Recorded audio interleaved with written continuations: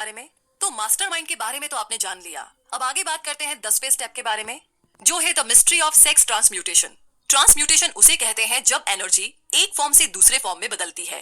Sex इंसान की सबसे ताकतवर मोटिवेशन होती है। सेक्स ट्रांसम्यूट का मतलब है कि हम अपनी सेक्स एनर्जी को कई और प्रोडक्टिव कामों में इस्तेमाल कर सकते हैं, क्योंकि इसमें बहुत पावर होती है। क्रिएटिविटी और बिजनेस के लिए सेक्स एनर्जी का बेहतरीन इस्तेमाल हो सकता है। सेक्स एक नेचुरल चीज है और ये इंसान की जरूरत की चीजों में भी शामिल है। आप इससे मुंह नहीं मोड़ सकते।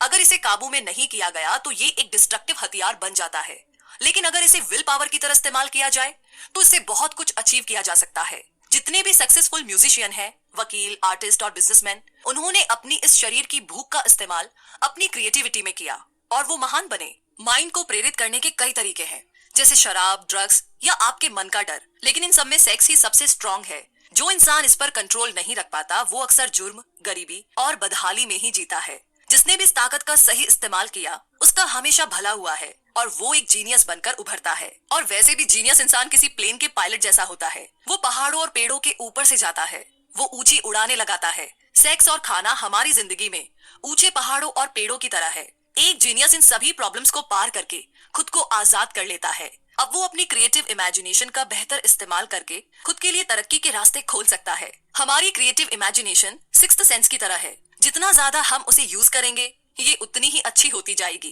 क्रिएटिव इमेजिनेशन की प्रैक्टिस से सक्सेसफुल लोग और ज्यादा समझदार और ज्यादा प्रोडक्टिव बन जाते हैं।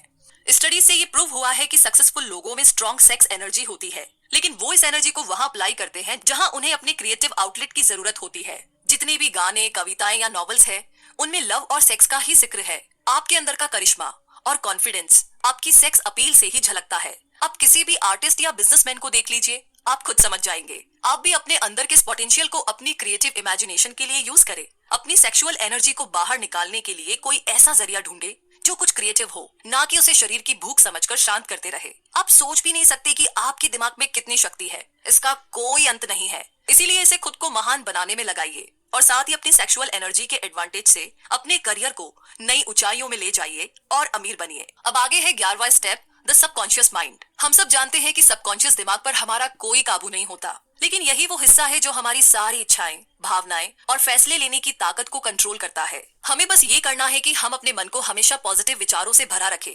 धीरे धीरे यही पॉजिटिव थॉट्स हमारे सबकॉन्शियस मन में बैठते चले जाएंगे और ये एक तरीका है जो धीरे धीरे हमें सक्सेस की ओर ले जाएगा। अपने सबकॉन्शियस को इंप्रूव करने के लिए अपने दिमाग में यकीन, प्यार, सेक्स, जोश, रोमांस और उम्मीद से भरे थॉट्स लाए। कभी भी अपने दिमाग में बेकार का डर, किसी से नफरत, जलन और बदले की भावना या लालच और अंधविश्वास जैसे थॉट्स को ना रखे। कोशिश कीजिए कि ये नेगेटिव थॉट्स आपके दिमाग में आए ही ना। नेगेटिव सोचने से आपको कभी भी सक्सेस नहीं मिल सकती और ना ही आप अमीर बन सकते हैं। इससे आप और ज्यादा गरीबी के दलदल में डूब जाएंगे। अभी आपके पास अपना खुद का एक पर्सनल प्लान है जिसके दम पर आप सक्सेस पा सकते हैं। आप जानते हैं कि आप कैसे अमीर बन सकते हैं। हालांकि वो प्लान अभी आपके सबकॉन्शियस मन में बंद पड़ा है। उस तक पहुंचने के लिए आपको पहले अपने नेगेटिव थॉट्स से छुटकारा पाना होगा। तो सबसे पहले पॉजिटिव थॉट्स को अपने दिमाग में लाने की कोशिश कीजिए ताकि आप इसे और बेहतर समझ सके। हर दिन छोटी छोटी बातों से शुरुआत करें। अपनी चाहतों को, प्यार, सेक्स, उम्मीद, रोमांस, जोश और खुशियों को अपनी आदत बना ले और लालच, डर, गुस्सा, जलन और बदले की भावना से छुटकारा पाए।